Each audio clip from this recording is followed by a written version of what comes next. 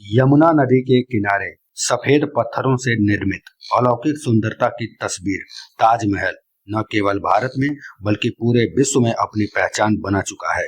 ताजमहल को दुनिया के 7 आश्चर्यों में शामिल किया गया है। हालांकि इस बात को लेकर हमेशा से सवाल उठते हैं कि ताजमहल को शाहजहां ने बनवाया था या फिर किसी और ने। हमें यह पढ़ाया जाता है कि ताजमहल को शाहजहां ने मुमताज के लिए बनवाया था।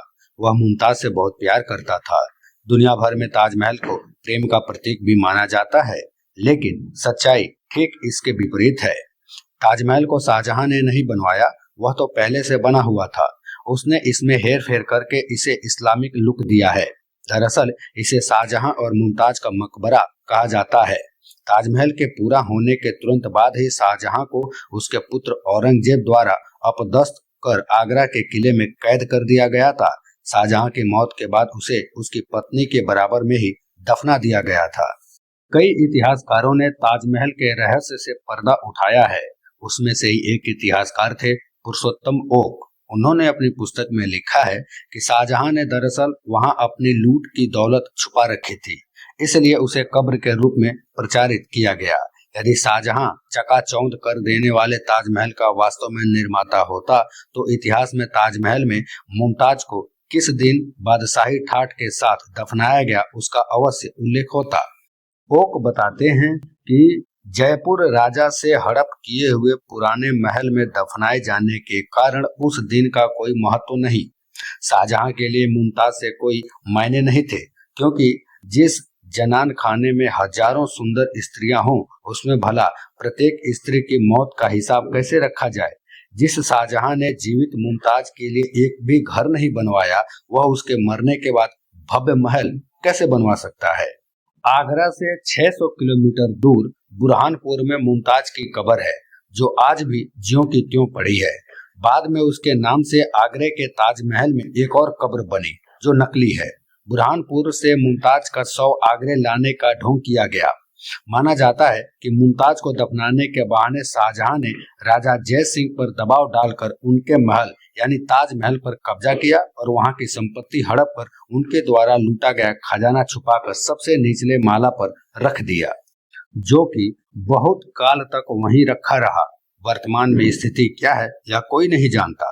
मुमताज की मौत 1631 को बुरहानपुर के बुलारा महल में हुआ था। वहीं उसे दफना दिया गया, लेकिन माना जाता है कि उसके 6 महीने बाद राजकुमार शाह सूजा की निगरानी में उसके शरीर को आगरा लाया गया। आगरा के दक्षिण में उसे अस्थायी तौर पर फिर से दफना दिया गया और आखिर में उसे अपने मुकाम यानी ताजमहल में दफन कर दिया गया। शाहजहां ने मुमताज के लिए दफन स्थान बनवाया और वह भी इतना सुंदर, तो इतिहासकार मानने लगे कि निश्चित ही फिर उसका मुमताज के प्रति प्रेम काफी ज्यादा रहा होगा। तब तथाकथित इतिहासकारों और साहित्यकारों ने इसे प्रेम का प्रतीक लिखना शुरू कर दिया। उन्होंने उसकी गाथा को लैला मजनू, रोमियो जूलियट जैसा लिखा गया, जिसके चलते फिल्में भी बनी और दुनिया भर में ताजमहल प्रेम का प्रतीक बन गया। यह झूठ आज भी जारी है। मुमताज से विवाह होने से पहले शाहजहां के कई अन्य विवाह हुए थे, अतः मुमताज की मौत पर उसकी कब्र के रूप में एक अनोखा खर्चीला ताजमहल बनवाने का कोई भी कारण नजर नहीं आता। मुमताज किसी सुल्तान या बादशाह की बेटी भी नहीं थी। उसे किसी विशेष प्रकार के भव्य महल में दफनाने का कोई कारण नजर नहीं आता। उसका कोई खास योगदान भी नहीं था। उसका नाम चर्चा में इसलिए आया क्योंकि युद्ध के रास्ते के दौरान उसने एक बेटी को जन्म दिया था और वह मर गई थी। शाहजहां के बादशाह बनने के बाद 2.5-3 साल में ही मुमताज की मौत हो गई थी। इतिहास में मुमताज से शाहजहां के प्रेम का उल्लेख जरा भी नहीं मिलता है। यह तो अंग्रेज शासनकाल के इतिहासकारों की मनगढ़ंत कहानी है, जिसे भारतीय इतिहासकारों ने विस्तार दिया। शाहजहां युद्ध कार्य में ही व्यस्त रहता था। वह अपने सारे विरोधियों की हत्या करने के बाद गद्दी पर बैठा था। ब्रिटिश ज्ञानकोश के अनुसार ताजमहल परिसर में अतिथि गृह, पहरेदारों के लिए कक्ष, अश्वशाला इत्यादि भी है। मृतक के लिए इन सब की क्या आवश्यकता है। पुरुषोत्तम ओक ने अपनी किताब में लिखा है कि ताजमहल के हिंदू मंदिर होने के कई प्रमाण आज भी मौजूद हैं। सबसे पहले यह कि मुख्य गुंबद के किरीट पर जो कलश वह हिंदू मंदिरों की तरह है। यह शिखर कलश आरंभिक 1800 ईस्वी तक स्वर्ण का था और अब यह कांसे का बना है। आज भी हिंदू मंदिरों पर स्वर्ण कलश स्थापित करने की परंपरा है। यह हिंदू मंदिरों के शिखर पर भी पाया जाता है। इस कलश पर चंद्रमा बना है। अपने नियोजन के कारण चंद्रमा और कलश की नोक मिलकर एक त्रिशूल का आकार बनाती है, जो कि भगवान शिव का प्रतीक चिन्ह है। इसका शिखर पर उल्टे रखे कमल से अलंकृत है। इतिहास में पढ़ाया जाता है कि ताजमहल का निर्माण कार्य 1632 में शुरू और लगभग 1653 में इसका निर्माण कार्य पूरा हुआ। अब सोचिए कि जब मुमताज का इंतकाल 1631 में हुआ तो फिर कैसे उसे 1631 में ही ताजमहल में दफना दिया गया, जबकि ताजमहल तो 1632 में बनना शुरू हुआ था। यह सब मनगढ़ंत बातें हैं जो अंग्रेज और मुस्लिम इतिहासकारों ने 18वीं सदी में लिखी थी। दरअसल 1632 में हिंदू मंदिर का इस्लामिक लुक देने का कार्य शुरू हुआ। 1649 में इसका मुख्य द्वार बना, जिस पर कुरान की आयतें तराशी गई। इस मुख्य द्वार के ऊपर हिंदू शैली का छोटे गुंबद के आकार का मंडप है और अत्यंत भव्य प्रतीत होता है।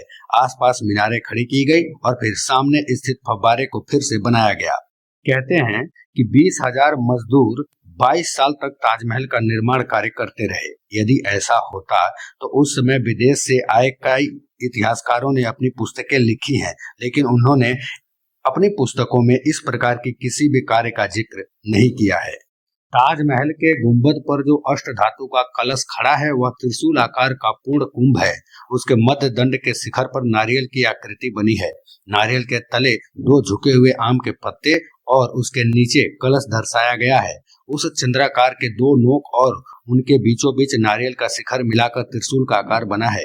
हिंदू और बौद्ध मंदिरों पर ऐसे ही कलश बने होते हैं। कब्र के ऊपर गुंबद के मध्य से अष्ट धातु की एक जंजीर लटक रही है। शिवलिंग पर जल सिंचन करने वाला सुवर्ण कलश इसी जंजीर पर टंगा रहता था। उसे निकालकर जब शाहजहां के खजाने में जमा करा दिया गया तो वह जंजीर लटकी रह गई। उस पर लॉर्ड कर्जन ने एक दीप लटकवा दिया जो आज भी है। कब्रगाह को महल क्यों कहा गया? मकबरे को महल क्यों कहा गया? क्या किसी ने इस पर कभी सोचा है?